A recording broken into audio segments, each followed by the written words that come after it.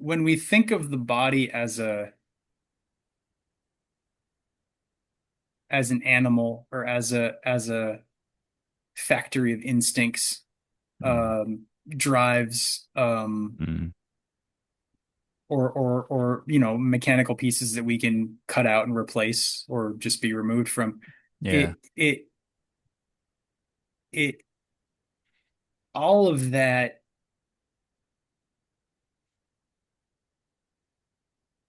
is to completely miss the body, I think. And I've done a lot of training with this through this guy Reggie Ray, who I have to give that credit to. He's a spiritual teacher in the Tibetan tradition and has had some problematic issues that I won't get into. It's not the place for it. But I can't go into this kind of discussion without some gratitude towards what I got from him, problematic or not. Um, the return of the somatic field to my experience has been massive. I met him in 2010, I think, and had been sitting Zen for a few years, and it completely changed my practice. My Zen practice. Because I was doing all of it up here, Yeah.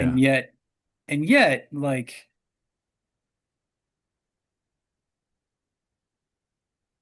I'm more intimately connected with my body at every moment of the day than I am with my phone.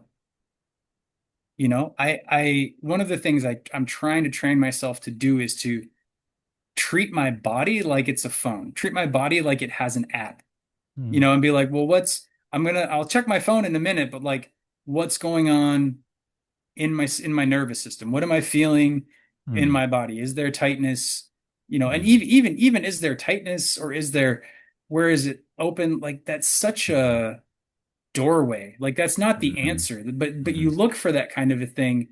And it feels to me as if the more I do that, the more my sense of self expands to include my entire nervous system, mm, and the information that comes to me on what would normally have been less conscious levels mm, becomes more conscious. There was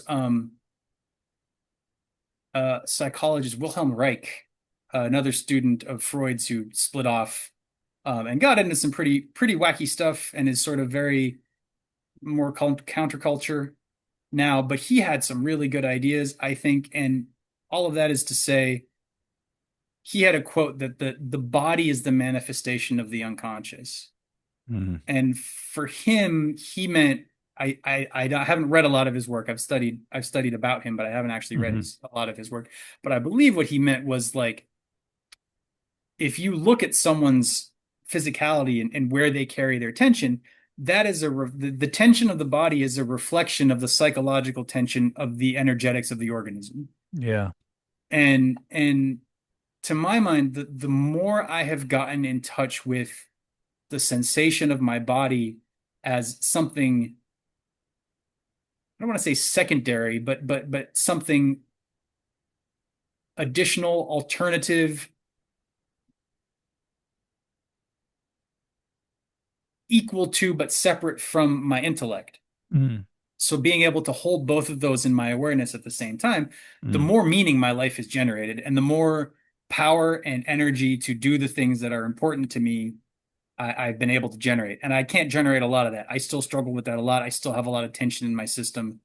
And I don't want to say I just need to have no tension, but there's something about the awareness of the body, and I don't mean that as in my awareness of the body, but the mm, awareness that the body generates that I can partake in. mm, I can plug those wires into the wires that normally just run through my intellect, and mm, I can become the system that holds both of them. mm. And that becomes a much more participatory, knowing it generates much more meaning um, in my life than being separated does.